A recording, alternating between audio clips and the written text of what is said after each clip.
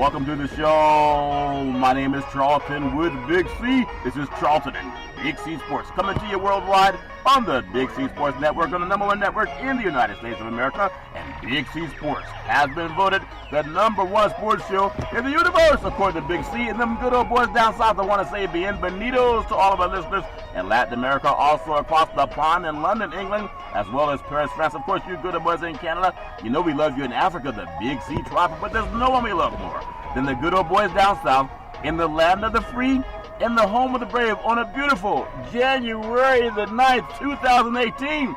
Big C, how's it going for you good old boys down south? Well, Charlton, I'm still resonating from number 45 last night, spending his 9 minutes on television. 9 minutes. Telling everybody all the rich people got fences around their houses, so the rest of y'all want to fence around your country to keep people out. You know that? I'm like, okay, if we got fences up everywhere, nobody's going to get into sporting again. Yeah, that's true, Big C. I tell you, those fences are just to keep people out. No, it's better to keep people in, Big C. Everybody has these gated communities, it seems, in California. All it is a way to raise your property tax and the price of your property. But in order to enjoy life, you still got to go outside of the gate. I do want to say all is fair in love and war in this segment, sponsored by your Northern California Cadillac dealers, home of the all-new Cadillac Escalade, the standard of the world. And when you go by and test drive yours, tell them Charlton and Big C sent you and drive all the beautiful Cadillac cars. So I saw this thing on POTUS last night. But Nancy Pelosi and Schumer, they're pretty off the hook. But no matter what side you're on, we're all Americans. But isn't it something that Nancy Pelosi has, I was going to say POTUS by the ponies, but you know what she has in Big C, your thoughts? Well, Charlton, I look at it from this perspective.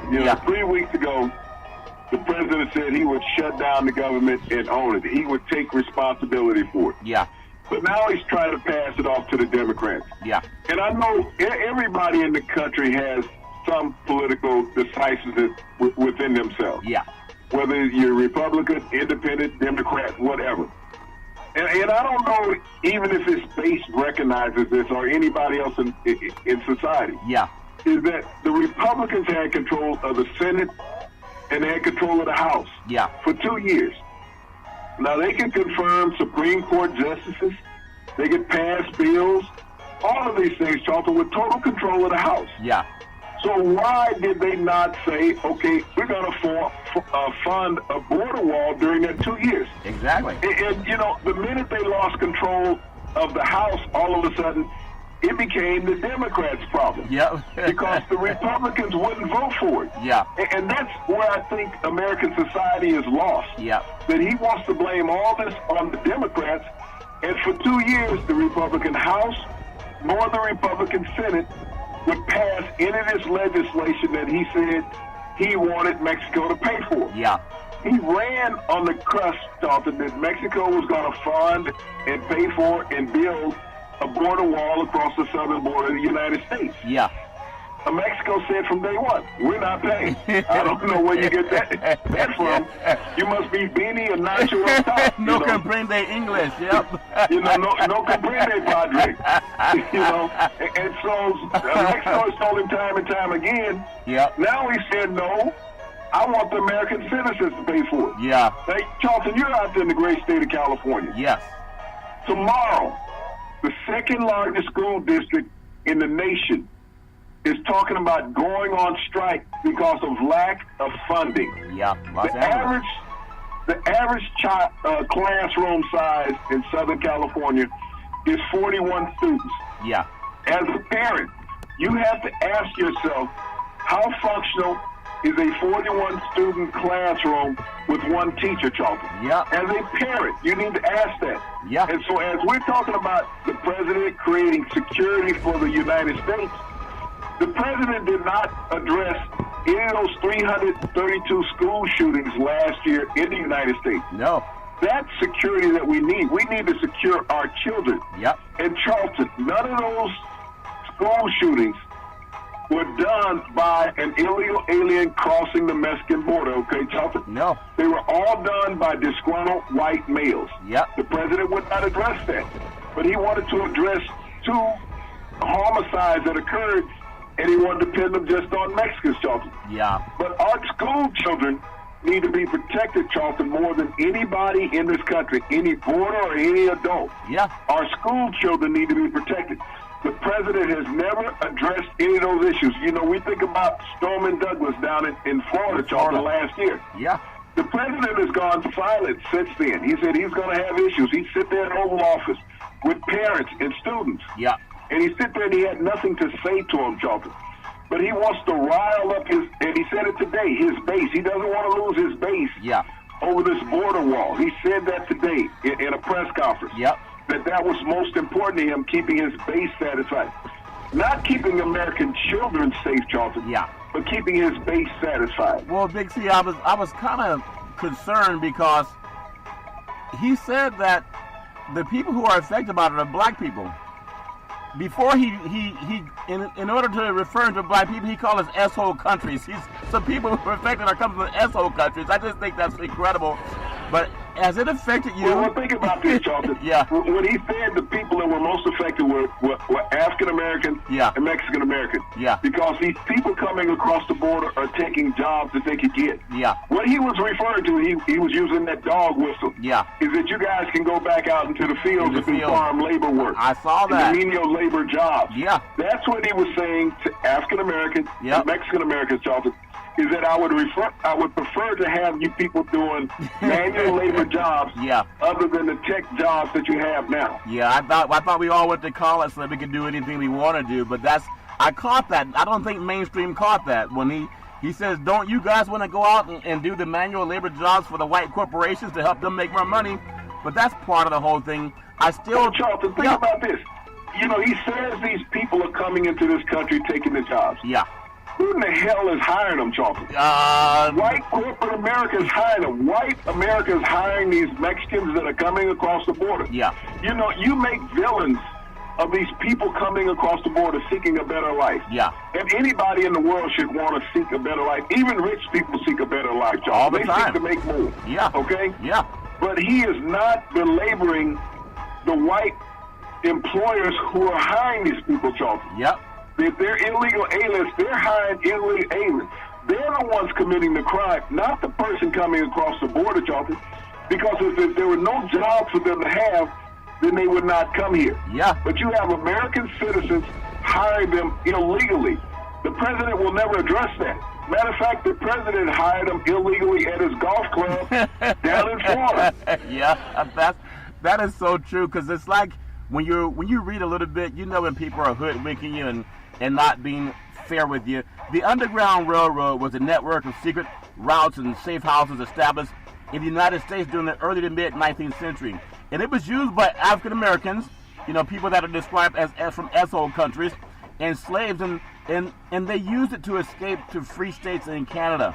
And with the aid of abolitionists and allies, they were able to find people who were sympathetic to their cause.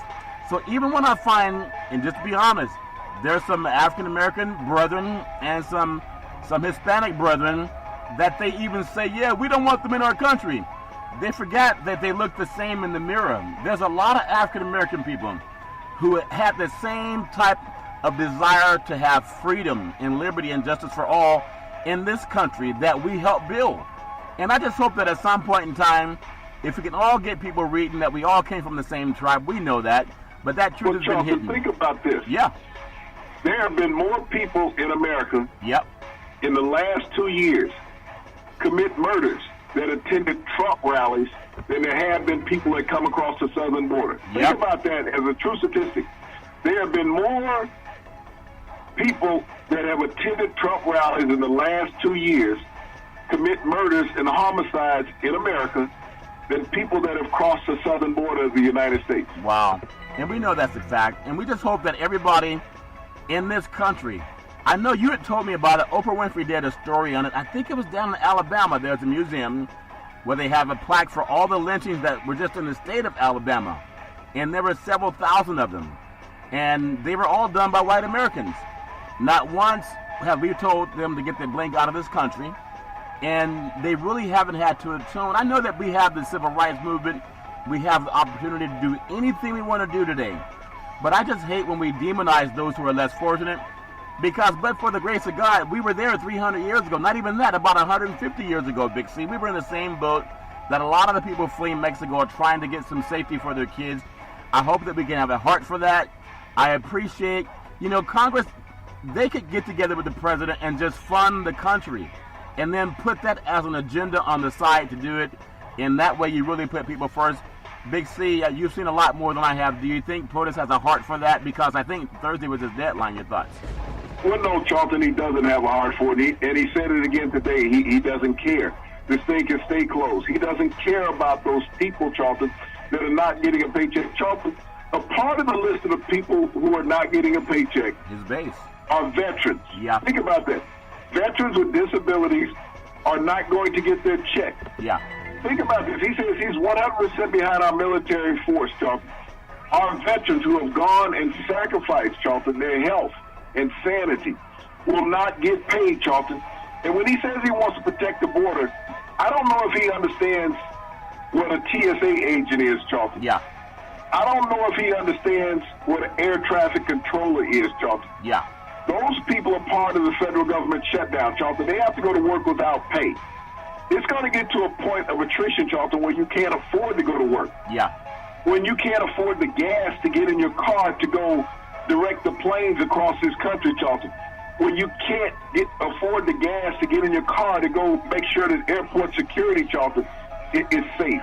It's going to get to that point. You're going to have to decide, do I feed my children or do I go make sure that the airport is safe? That's Do true. I pay my power bill so that my children can stay warm and have lights on in the house? Or do I go make sure that somebody can get to their destination safely? Yep. You're asking people to make a civil, human decision.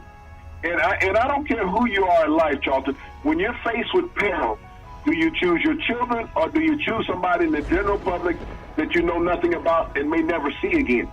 Wow. These are the questions that the president is asking Americans to make, Charlton. And he said, well, your creditors will work with you if you owe something. So you're telling someone who has little children at home, Charlton, Yeah. and you're going to the store and you don't have anything in the cupboard to feed them.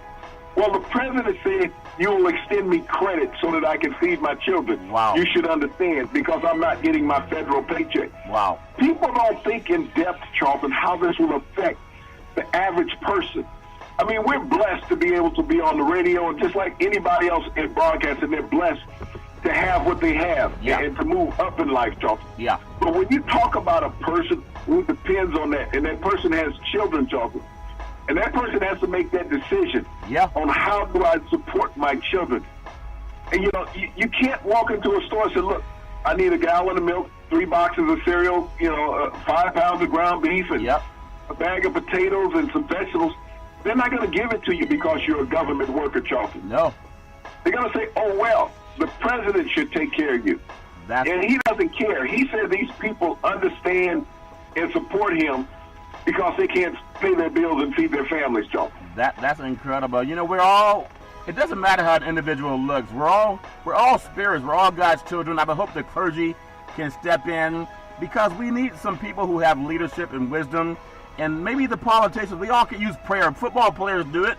Everybody needs something. And hopefully we can appeal to all of our better angels. Big C, when it comes to appealing to all of our better angels, speaking of what we do one of the best sportscasts in the universe. That's my feeling because we speak from the heart, Big C. I know change takes time. And just talking about change and how it takes time, I want to say for all the women out there, especially in Hollywood, we have the Me Too movement. We have women saying enough's enough, no more, your time's up. Well, Sarah Thomas, who's been a full-time NFL official since 2015, would you believe she'll be the first female to officiate an NFL playoff game? She's in Sunday's crew, the Chargers versus the Patriots. Talk about a real Patriot in the AFC divisional round in Foxborough. I know women are making strides all over this country. We see it all the time. But it's really nothing new for African Americans because African American women have been the vanguards for the most part, not just for black families, but for white families too, because they were oftentimes given jobs to take care of white children when white women didn't have to. Big C, your thoughts? Well, Charlton, they always have. The Me Too movement started with African American women, Charlton, in slavery. Yep. That's where the Me Too movement started, Charlton. and it's continued throughout the history of this country, Charlton, when black women have been in the forefront. Rosa Parks. Yep. You know, if you want to talk about Me Too, she was there. She started that. She said, no, I am not giving it up. Yeah. You know, for anybody. Harriet Tubman, Underground Railroad. Yeah. So black women, you know, Harriet Bethune-Tubman, Charlton, Underground Railroad. Yeah. Me Too. Let me save people. Yeah. Okay? Yeah. This is what black women have done forever. But when you look at where the NFL has gone, Charlton, and having this official since 2015, you know, Sarah Thomas, Charlton, is a trailblazer. Yeah. I mean, it's difficult for women to cross over into male sports. But she has gone through the NFL in obscurity, Charlton, yeah. when you look at it, because her professionalism is what everybody has looked at. Yep. She's done games in the NFL for the last 3 years. So when you think about someone doing their job and not trying to draw attention to themselves, yeah. such as the president, and a lot of people don't realize, Charlton, why the president had this press conference last week. It really wasn't about border security. No. You have to look at what happened a month, back in November 22nd. There was an election in this country, Charlton. Yeah. And once the Democrats took control of the House, that has controlled the media flow. Yeah. People talking about the Democrats taking control of the House, what they were going to do. The president was put on the back burner as far as attention in American media. Yep.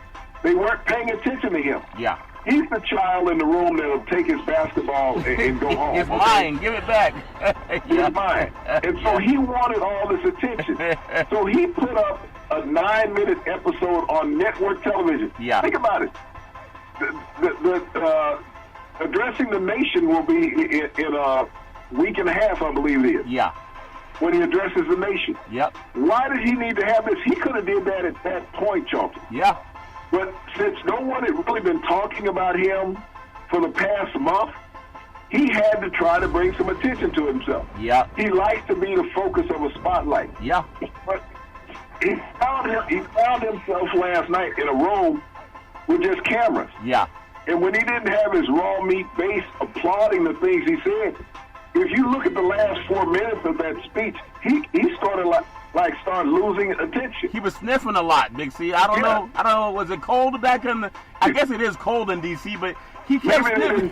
He didn't be in the White House, Charlton. Turn the heat on in the White House. Yeah. But he didn't have all that hot air coming from his base, Charlton. Yeah. So he lost steam in the last 4 minutes of his speech last night. Yeah. And, you know, he just didn't know where to go. Well, I just think it's so appropriate Nancy Pelosi has a lot of power, but for all the women that have been standing up for themselves, and now, you know, whether it's Stormy Daniels, whether it's anybody else that tends to disappear when they interfere with POTUS, imagine a woman. This is for all the women out there who are afraid to stand up for whatever they're going through. Just stand up. Like, stand up. Do something for your daughters. It don't have to be about you. Some people are afraid. But I'm proud, and I hope that she holds POTUS accountable. We need to see some tax returns, basically. We know it's tax season. Everybody's running commercials, IRS. If you owe the IRS money, you know, blah, blah, blah, we're going to do blah, blah, blah to you. We need to see every politician's tax return if they're going to be president. I think transparency is important. I just think it's all important. So I hope that they can all pray about it and then be about the bill of law. But when you think about a woman being an official, the NFL does two things, one right, one wrong. We know they still won't be fair to black Americans. The Rooney Rule is a joke. Colin Kaepernick not being able to get a job because he stood up for liberty and justice for all, that's a joke. White guys with losing records that get fired in college get to become NFL coaches without even needing the Rooney Rule.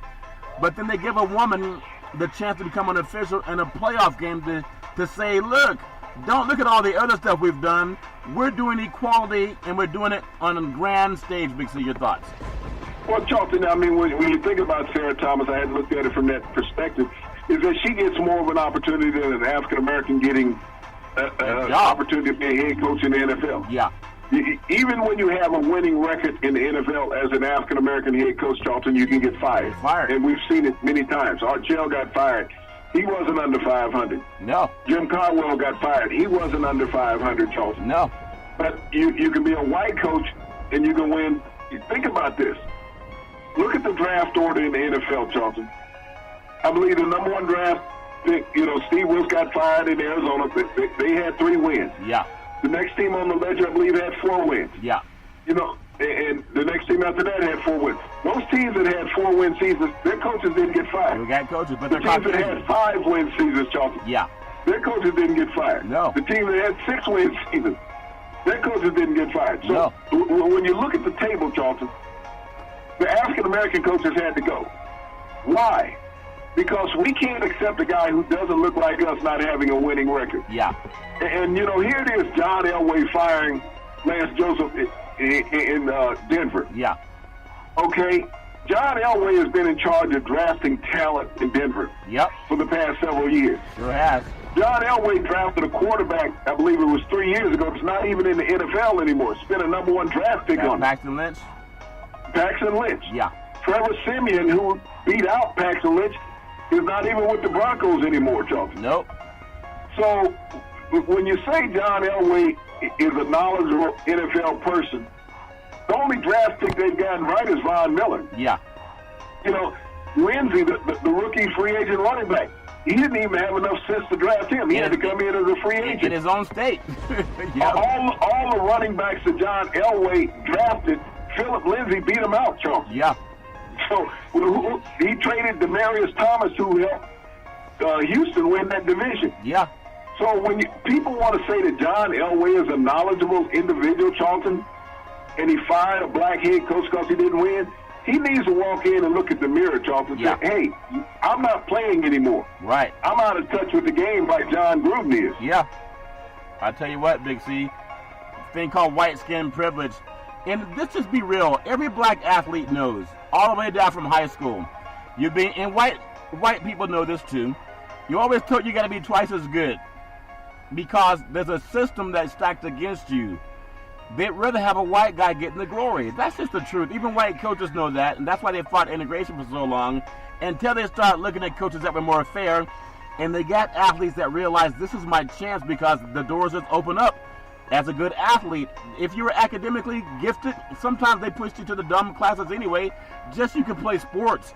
And I'm just speaking truth, but every white coach knows this. Even Dabu Sweeney knows it. That good old boy, what's that guy you go fishing with, Nick Saban, he knows it. They always look to recruit the top black athletes. They'll get on airplanes, they'll fly all over the country to recruit the top black athletes, not for their academic prowess, but so they can play football to get bigger, stronger, and faster. If you don't get bigger, stronger, and faster, you're going to lose your scholarship to the next guy. Ask Jalen Hurts down there at Alabama. That's just the way the competition goes. But I just hope and pray that at some point in time, we can just be honest about that. If John Elway is such a maven as a GM, why has his draft choices not panned out? Except for Von Miller, Big C. He's a quarterback guy and played down at Stanford. I think he even played for his father, Jack, at one time for the Stanford Cardinal down on the farm. But John Elway is the benefit of white skin privilege in the United States of America. He's done nothing to help them win outside of having that stint that they had with the great Peyton Manning, who had a winning record in Indianapolis. Big C, that make any sense? Well, Charlton, he hasn't been able to go out and find and develop talent. The best 2 draft picks that he's had since he's been in Denver have been on the defensive line. Yeah. We talked about Von Miller, Bradley Chubb, the draft pick that they had at North Carolina State this past year. Those are 2 defensive players, Charlton. Yeah. Those are the players that he had to face all the time when he was playing. Yeah. So on the offensive side, Charlton, he has struck out continuously as a GM there in Denver. Yeah. A guy in charge. He needs to hire somebody. I think he's trying to emulate Jerry Jones. Wow. Saying I can do it all. I can be the owner, I can be the GM, and I can be the head coach. Yeah. Jerry struggled with that for a long time, folks, until he delegated some of those duties to other people. Let me ask you this question. And so John Elway right now figures since he was a Super Bowl winning quarterback with Terrell Davis, who should have been the MVP, and he got the MVP, 200 yards then he can still be the MVP in management. Yeah, in Super Bowl 33, Davis had 200 yards rushing in 3 quarters. Elway gets the MVP. Why doesn't Reggie McKenzie, unless I haven't found out lately, why is Reggie McKenzie, who took the Packers to the playoffs by drafting the right players, also took the Oakland Raiders to the playoffs by drafting the right players? Why is he out of work? He took 2 organizations to the playoffs. We just talked about the NFL hiring a woman to work the playoff rounds, the first time in history of the NFL. McKenzie's taken 2 different organizations, 2 of the best organizations in the Packers and the Raiders, to the playoffs. And the man's unemployed. Does that make any sense, Big C? Your thoughts? Well, Charlton, it's just like if you look at Louis Riddick, who works on the broadcast network, who was a former general manager in the NFL also, who took a team to the playoffs, and is now unqualified to be a general manager. Wow. When you look at what the Raiders just hired as the general manager, a guy who said he wants to play the role of Pinocchio and give the coach the final decision on all personnel decisions. Yeah. So if the coach has the final decision on all personnel decisions, why are you there? You're there just as, for name's sake? Yeah. That means you have no knowledge of what player personnel should be, Charlton. Yeah. If the coach has all final decisions, you're just there holding an office chair warm. Yeah. You're putting butt imprints in a chair. Yeah. But when you think about 2 African Americans who have recent experience, Louis Riddick, who's on the broadcast network, and Reggie McKenzie. Yeah. When all these openings are coming forth, Charlton, and they've made quality draft picks, you look at players that they have. Yeah. That are now all pro with other teams. Yep. That are helping other teams into the playoffs. And you're saying, well, they weren't worth having in our organizations, Charlton. Yeah. Only because they're African American. When you look at some teams, Charlton, around the NFL that can't make the playoffs. Yeah. And both of those gentlemen made the playoffs. 2 African American general managers made the playoffs, Charlton. Yeah. And people are saying, well, they're unqualified to have a job in the league. Yeah. It's skin privilege, as you say. Yeah. Well, Tim White said it. He's a Jewish author, one of the best authors in the universe. Talked about white skin privilege. Google him. That's for white guys to Google that. But white people know it's true. And I'm asking my white brethren, we talk about everyone believing in God and liberty and justice for all and invoking fairness. Be tough but fair. And I challenge anyone to say, why does McKenzie, especially McKenzie, and you talked about Riddick as well, Big C, but why do they not have a GM position when all they've done is win? The Miami Dolphins, the New York Jets, and the Cincinnati Bengals. Big C, there are the 3 remaining NFL head coaching vacancies. Those are great organizations. The Dolphins have won Super Bowls. The Jets won 1 way back in the day, and Cincinnati has lost 2 of them. But, they've been a consistent team under Marvin Lewis, except for this past season, Big C. But that dearth, that lack of representation for men of color as we celebrate women in the Me Too movement. Let me ask you a stinging question. Are Caucasian women taking over for the equality effect when black men make the league run about 70% of the product is African American, but you only get a job if you got a uniform on, Big C? Your thoughts? Well, Charlton, it's become clairvoyant that when you look at the opportunities for African American coaches, 2 of those teams you just named, Charlton, had former African American head coaches. Yeah. Miami's never had an African American head coach, but it's an opening, Charlton. There's an opportunity. Yeah. The Glazer family could make that decision to put an African American coach, Charlton, down in southern Florida. Yeah. Will they? I don't think so, Charlton. You think about how quickly that 5 of the 8 positions were filled, Charlton, for 5 coaches in the NFL. Yeah. You're going to tell me that you interviewed African American coaches, Charlton? Nope. For all 5 of those positions have been filled? No. You think about this. 8 openings, Charlton, this offseason in the NFL for head coaching jobs. And we won't hear about any African-American, Charlton, who had that opportunity, whether he was a professional coordinator or with a team or even a college head coach. Yeah. We have not seen that African-American coaches, Charlton, given those opportunities to come in and interview for these jobs. I mean, one of the things that the league should do is let it be known who the African-American was, Charlton, who got the interview opportunity. Yeah. But an NFL team, Charlton, will take the fine. What is it, 100,000, 200,000? Chump change. They'll pull that out of a pocket, okay? They can care less about the fine because they don't want to hire the coach. It's not about the interview process, Charlton. They just don't want to hire the coach. Yeah, I think a lot of that good old boy network, and that's why it's always there, because people really don't have a heart for fairness. They have a heart for looking like their own tribe. I want to, even when it talks about having a heart for something, I want to just jump down to what happened with the national championship game, college football, and we always talk about money. I'm telling you, I know the quarterback for Clemson did a great job. It don't matter what color somebody is, the guy can ball. But the majority of men on those fields were black men, young black boys, between 18 and 22 years of age. Dabo Swinney got paid $250,000 bonus for those black kids winning the game for him, a championship game Monday night over in Levi Stadium in Santa Clara, which brings the total for the season to at least $875,000 for the past 3 years alone. Now, he earns about $3 million in bonuses based on that, Big C. There's still no talk of any players getting money. Remember, I was asking you just yesterday, there was an athlete that stood up on the podium in the postgame show, and he gave a pitch for Clemson. If you are college or a high school kid out there, you want to be recruited, come to Clemson. It's a great place to play. You get treated like family.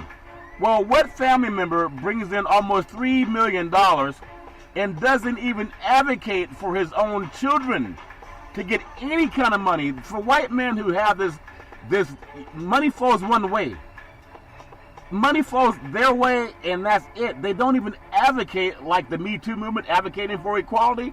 Now we have a woman being an official in an NFL game. Don't tell me how great Dabo Swinney is, and he's saying, I thank God. God has been great to me. Well, God took 5 loaves and 2 fishes and fed the villages. Are they even advocating for the young black athletes to get money, Big C, outside of being drafted? Your thoughts?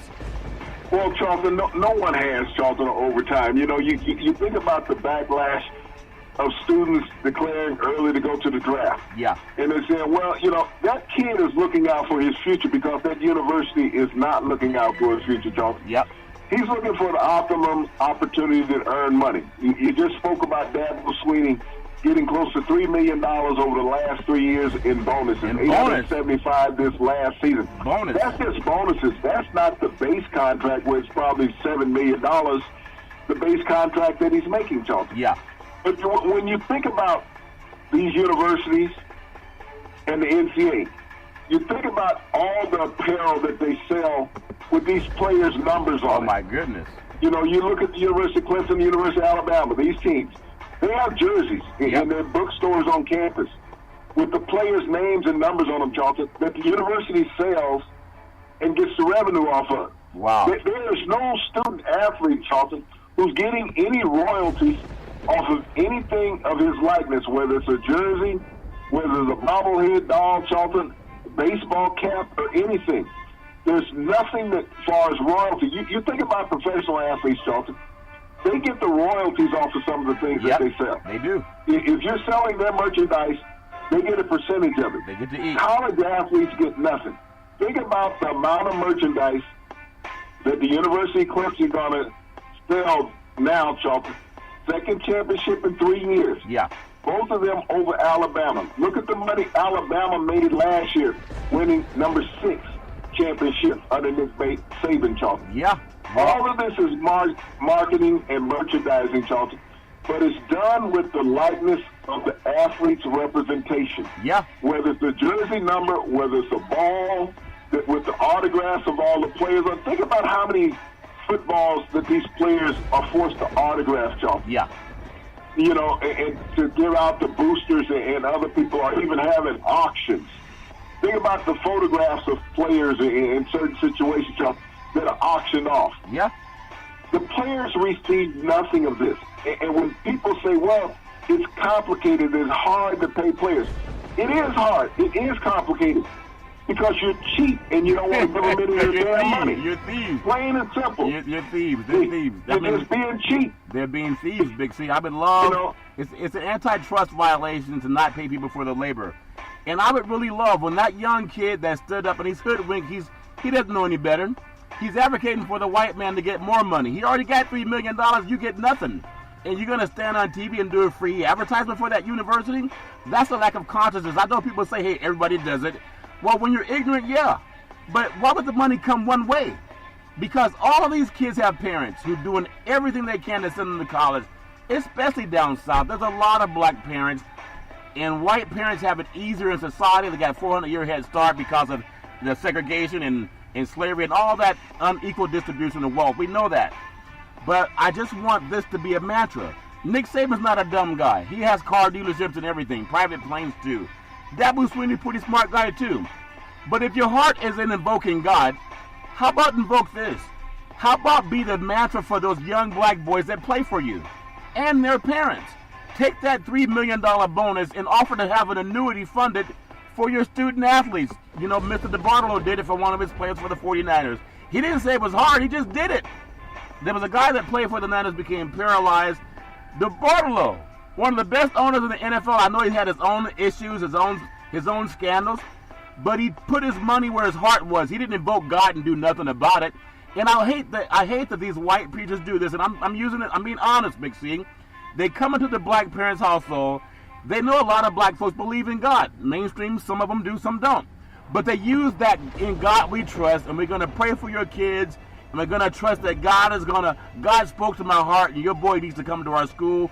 I'm going to treat him like my own son. Okay, ask Dabo Swinney when he shows up to recruit your son.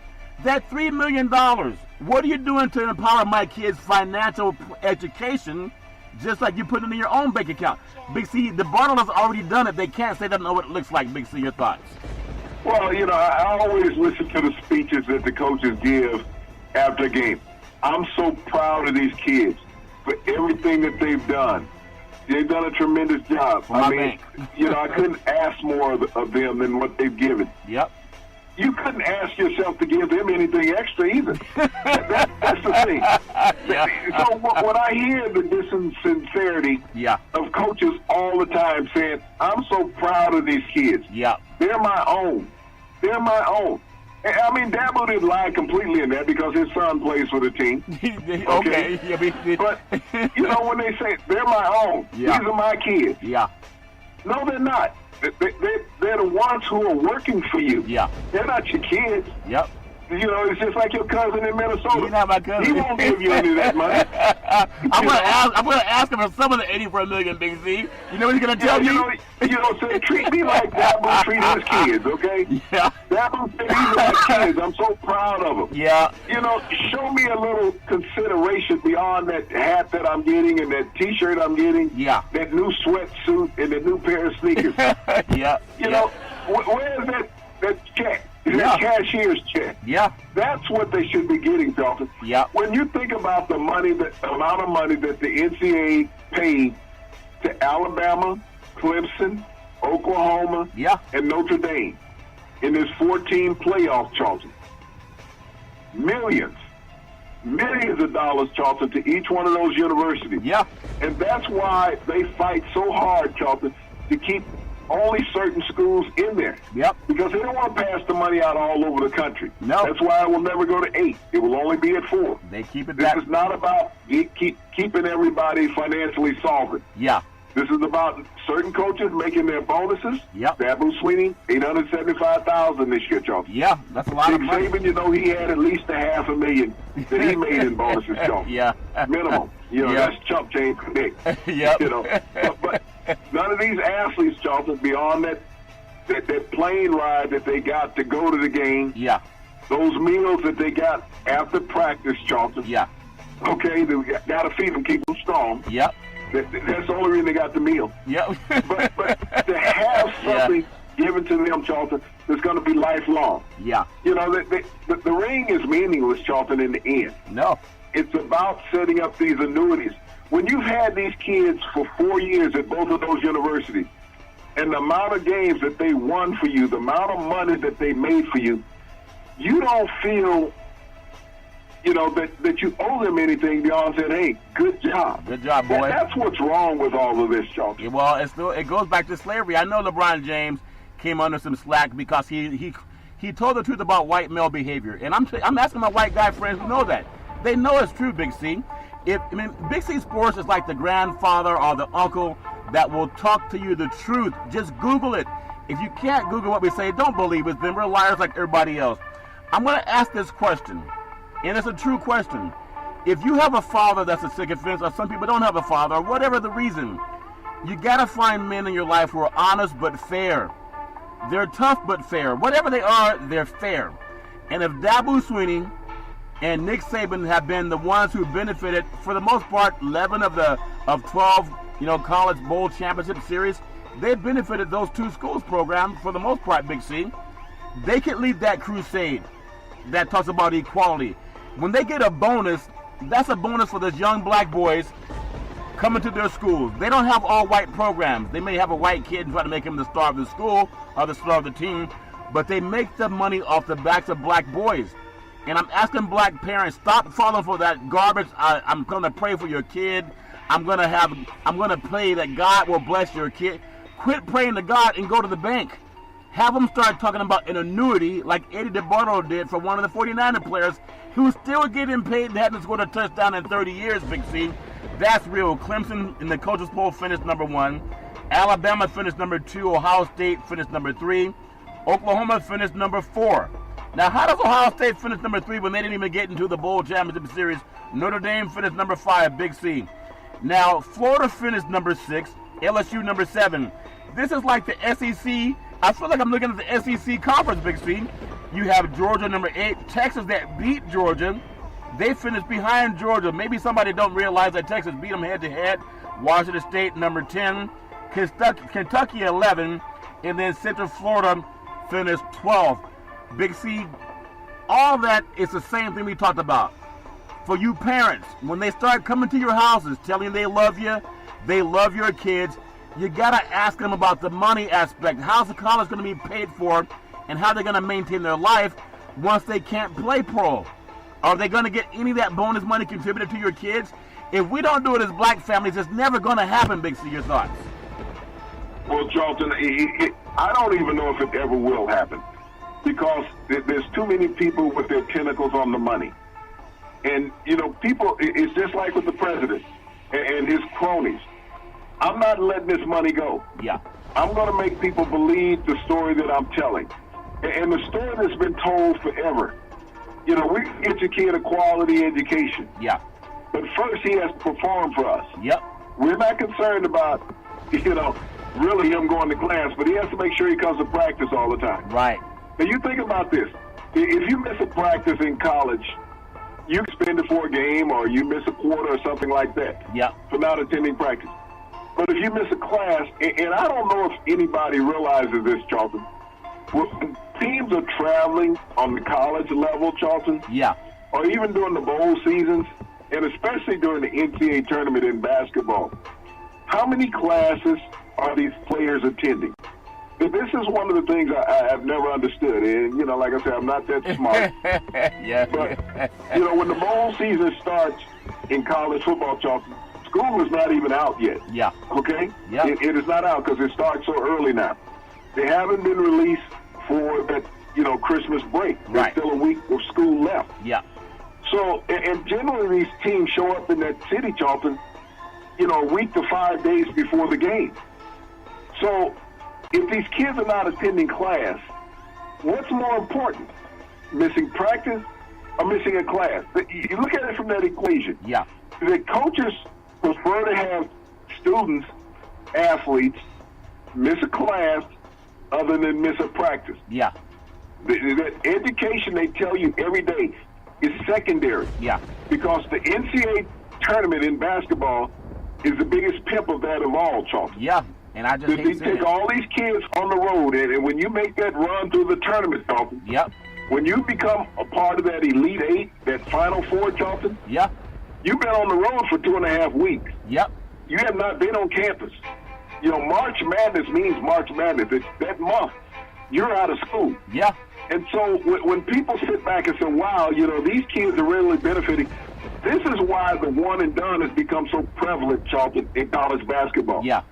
Because they said, okay, they can take me out of school for a month, not care about my education. If I got a chance to go to the NBA, let me just go. Yeah. You know, and people say, well, these kids are not, you know, staying around anymore for 4 years, and we don't get a chance to know who they are, and, you know, these programs are, you know, being abused by these kids that just come in there to play basketball. Yeah. Did anybody realize why the coach recruited the King of Charlton?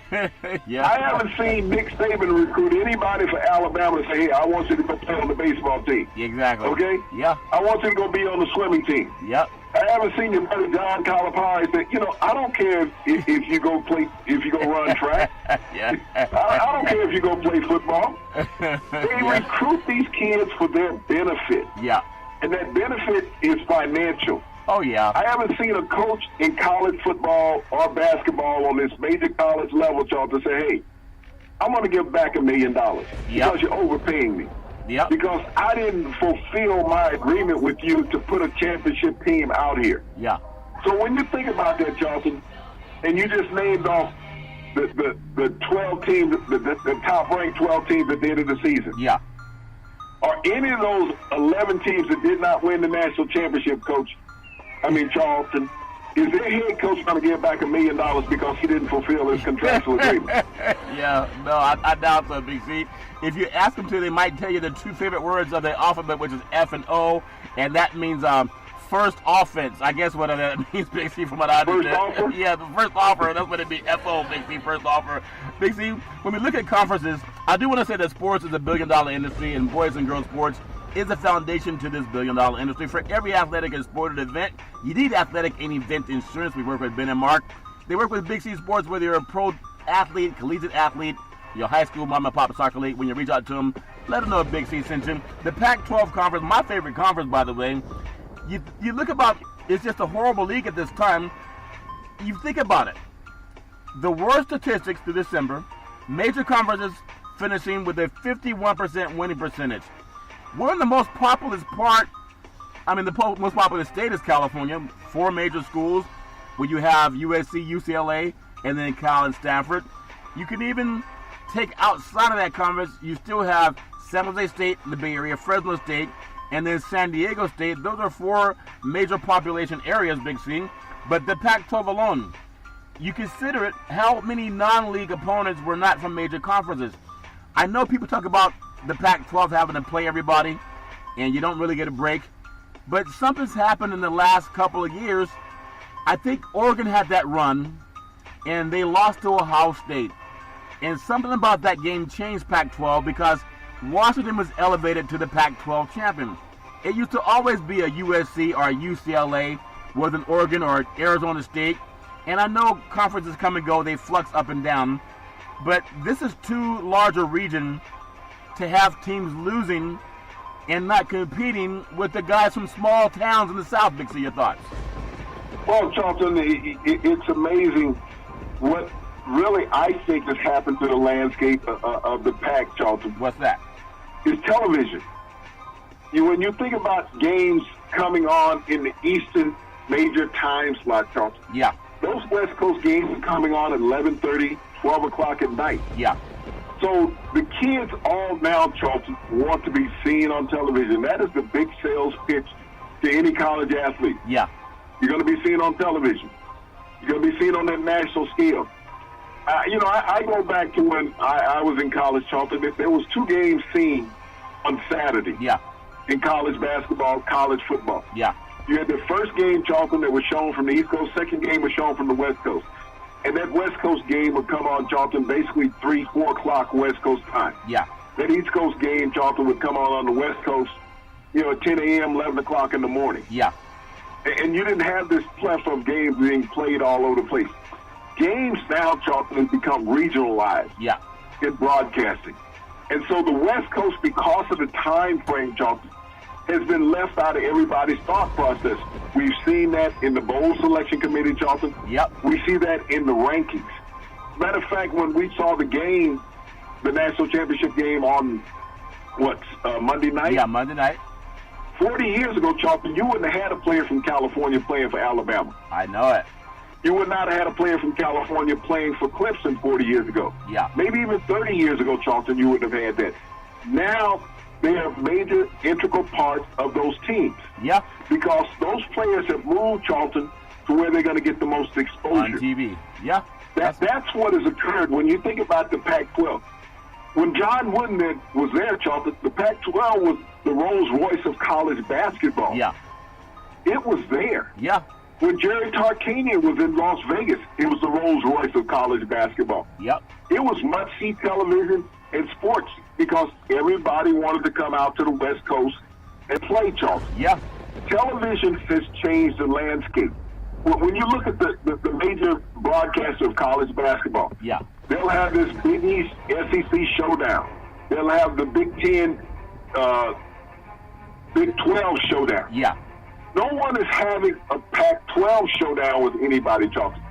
When you look at how those matches, who does the Pac-12 going to match up with? The Big Sky Conference? The Big West Conference? Yeah. Is that who the Pac-12 going to match up with? There's no matchup in the West as far as these conference rivalries, Charlton. Yeah. Like you have in the East. Yeah. The SEC, is going to have the ACC. Yeah. The Big 12 and the Big 10. You're going to have those matchups. The Pac-12 has nobody to match up with, Charlton. Yeah. So the television has really destroyed the structure of sports on the West Coast because of the late broadcast time on the East Coast. Most of those games are not seen, Charlton, and even by fans, scouts, and other professional organizations. Yeah. So that has taken a lot of the interest of players wanting to play on the West Coast now, Charlton, and moving more towards the East and the Midwest part of the country. I remember, Big C, even the Pac-12 network is hard to get it on all the cable channels. I remember earlier in the season, I called the University of California, Berkeley. I used to work down at Cal Berkeley and also Stanford covering networks, covering the football and basketball for those universities back about 20 years ago. I remember calling the Cal athletic director, Herb Benson. Everybody knows who he is. And I was trying to get a media credential just to cover the Cal versus, I think they were playing, it was North Carolina game. And he made it so difficult. And I said, I worked the last game at Hoss Pavilion before they expanded it. They played Arizona State, and it was a Fox Sports broadcast.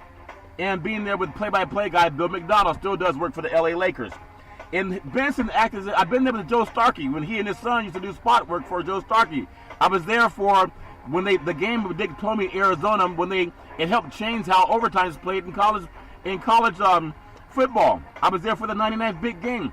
He made it seem like I had to do it, like I was trying to join the FBI. And I said, look, we're on the #1 network in the universe. He still made it seem like, we have to have you go through all this DNA and FBI background. They made it difficult to go, so I said, screw them. And now half their games are empty, Big C. The University of Tennessee in the last 10 minutes, they look like a #1 seed. The Volunteers are 12-1. They're projected to be a top 10 team heading into the tournament behind Coach Rick Barnes. Big C, your thoughts? Well, what we talked about in the SEC, Charlton, they are now getting top-flight players in basketball. This is a university, Charlton, that really hadn't seen its heyday since Ernie Grunfeld and Bernard King played back there in the 70s, Charlton, that made that a perennial powerhouse. Now they've gained that same acclaim, Charlton. Once again, they've gone under the radar, but Rick Barnes has built a solid program. Yeah. This was Pat Summitt country in Tennessee, Charlton.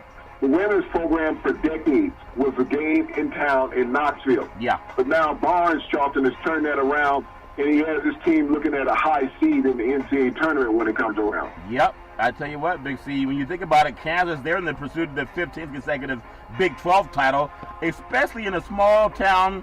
Where are they? Are they in Lawrence? Or are they in Lawrence, Kansas. In Lawrence, Kansas, Big C. And Dabu said he didn't know what part of California he was in, but he loved the stadium when they came out here from Clemson. The Jayhawks are 12-2 this season, and they have the work cut out for them, Big C. 12-2 people start looking around when you're 12-2 in Kansas. Big C, your thoughts? Well, this is not an accustomed season that Kansas is used to having, Charlton. But this is a team that was hit by scandal at the beginning of the season, Charlton. Their top recruits suspended by the NCAA on this alleged shoe violation and receiving funds. Even though the coach keeps getting the coach, Charlton, and he would have been the facilitator and all of that. Yeah. But Kansas is the land of Dorothy and Wilt Chamberlain. Yep. When you think about that, Wilt years ago ended up in Kansas. Keep Dorothy, Big C, keep Dorothy away from Wilt, okay? I just want to say, keep Dorothy away from Wilt. Our Wilt party, Big C, you know? The 15 consecutive conference titles, Charlton. You think about a dynasty. Yeah. We talk about Gino Auriemma all the time at Connecticut. Yeah. But, what the University of Kansas done, Charlton, under Bill Self and previous coaches out there, Charlton, is just amazing. Yeah, I think it's incredible, especially when there's no reason to go there. Except, I guess they have good corn. They have a lot of good cornfields out there in Kansas. Big C, Michigan, and they're the truth, Big C. They're 15-0. No one expected the Wolverines to be this good. This is like that Fab 5 team back in the day that nobody knows. Now, you think about it. It's a good team, but they're only allowing 56 points a game. versus their opponents this year. I know things may change once they get into the meat of the Big Ten Conference and the tournament, and once they get into March Madness, but that's a pretty good start, Big C. Your thoughts? Well, for the past several years, it's all been about Michigan State and Tom Izzo, Charlton. Yeah. But that's a program that came under some scandal accusations, Charlton, in the past couple of years, and Izzo didn't want to talk about it until after the tournament was over last year, and I guess the tournament still hasn't ended. But, when you look at where Michigan has gone, Charlton, this is what happens to teams, Charlton, when no one is paying attention. They quietly go out and recruit. You get some top flight players, and when you look at that, this is a conference of solid teams. When you talk about Michigan State, Ohio State, Charlton, Wisconsin, these have all been dominant teams. Bennett up in Wisconsin has always done a wonderful job up there. Amazing. But now Michigan, Charlton, has slid up to number 2 in the national polls, Charlton, and undefeated at 15-0. Yeah, I mean, they really have a nice thing up there, and especially in the part of the country where the weather's always inclement. I guess you stay inside and you can play a lot of basketball, but that's a good program. It's always great when Michigan is doing their thing. As we swing down to the East Coast, Big C, Duke and Coach Krzyzewski, he's just consistent as sunshine. He's always going to be there, it seems, with one of the top teams in the country. There's 2 incredible freshmen. We talk about the African-American player. At least at Duke you get an education, but I still don't believe a coach making about $11 million a year, he's not even advocating to pay the young players. I love these boys. They do so much for me. I love them like they're my own kids, but he's not going to advocate that they get any money like the Me Too movement, getting a woman to be a part of the NFL playoff game, Big C. You look at Zion Williams and R.J. Barrett Williams. They're averaging 20.2 points a game and rebounds, 9.5 rebounds a game. Barrett's averaging 23 points a game. And Duke's ranked number 2 in the country. They're probably the number 1 team, but it's all about how you play in the tournament. It doesn't matter what you're ranked. They're 12-1. But I know we talk about how great athletes are. But if you're a white coach at any university in this country, you love those young black boys coming to your university. You love them because they make your bank accounts run over. Your cup runneth over. But you talk about God and how you love these kids. I love them like they're my own. But you won't advocate for them to get any money. You've been stealing it for years. It's hard as to be an erudite man and just watch this happen year after year after year. Don't tell me you love me. Feed me, Big C. Your thoughts. Well, it's always amazing on how great the coach is. You get to talk on all the sports shows how great he is. Well, Charlton, you're great when you go out and get this great talent. Yeah. I haven't seen any coach, Charlton, in the past couple of decades that has not had at least a couple of African-American players on his roster as primary players be a great coach, Charlton. Yeah. And that's from the media perspective. Yeah. You don't see him on the highlight shows at night. And, you don't see the coach on the highlight shows, Charlton. You see the player. Yeah. You see his racehorse out there running up and down the court. Yep. That's what you see, Charlton. Yeah. And when you talk about Barrett and you talk about Williams and Duke, Charlton, that's just the latest in the long line of great athletes that have gone there. Yeah. But when you think about this, Duke is thought of as one of the most prestigious universities academically in the United States. And yeah. It's thought of like Princeton and Brown, those universities. Yep. But think about this, Charlton. Why don't you see the athletes from Princeton and Brown on these sports shows, on these highlight shows? You don't get those. Nope. You get the other athletes, Charlton, because those programs, a lot of them have a lot more white players than what you do African-American players, Charlton. Yeah. When you look at teams like Xavier, Bradley, Charlton, they're not on the highlight reel every night, Charlton. No. Because they have predominantly white rosters. Anybody who wants to ask themselves, when you watch these sports highlight shows on television during the day or during the night, yeah, and you see the athletes that are highlighted, you're not seeing mainstream white athletes highlighted, Charlton. No. You're seeing the African-American highlights. The cash Even cow. in this national championship game. Yes, Yeah. Trevor Lawrence was the quarterback. Yeah. Threw for 347 yards against Alabama. Did he catch his own passes? Who in the hell was he throwing to, Charlton? Yeah.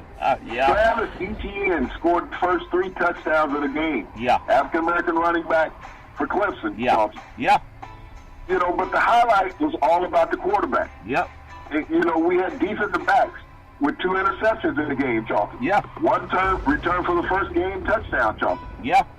All the highlight was about the quarterback, Charlton. It's always The that way. guys Big C. who were doing the scoring were the African-American players, Yep. Charlton. Yeah. Just like when it's basketball season now. Yep. when we turn on the television and look at the highlight shows, Charlton, who are they highlighting? Yeah. But who's getting all the credit? It's always been that way, and that's why we love talking about it, because if we don't talk about it, nothing's going to change unless people who are conscious change it.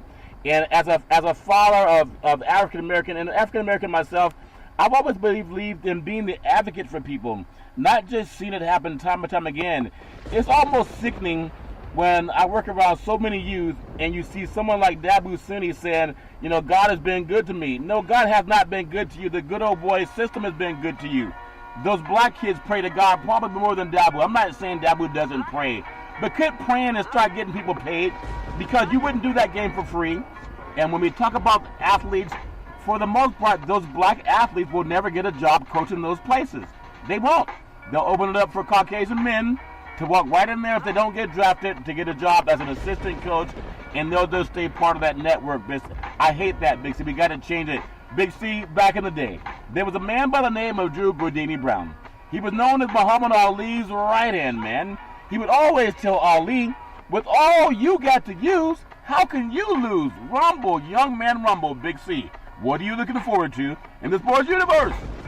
Well, Charlton, what I'm looking forward to is all those people out there that say that Dak Prescott shouldn't be a franchise quarterback with the Dallas Cowboys, that the Dallas Cowboys should not invest long-term in their future with him. Crazy. Well, a little bit of news for them, Charlton. Jerry Jones, for Christmas, went out and invested $250 million in himself for Christmas. He bought a 357-foot yacht. Think about this. Yeah. A 357-foot yacht that Jerry Jones purchased. And I know there's some ocean right there in Texas. Oh, yeah. Right there in Dallas, somewhere. Down in the Gulf, You know, but so when those people say that Jerry Jones shouldn't invest in Dak Prescott, they should have told Jerry Jones that at 76 years old he didn't need a 357-foot yacht. Yeah. Well, story about Jerry, he said when he was drunk, he decided he put in a call to buy the Dallas Cowboys. As an inebriated white man, they said yes. What a bargain. You can say yes to every Monday through Friday at 5 and 6 p.m. worldwide when you follow Big C Sports on the Big C Sports Network, on the #1 network in the United States of America. And Big C Sports has been voted the #1 sports show in the universe, according to Big C.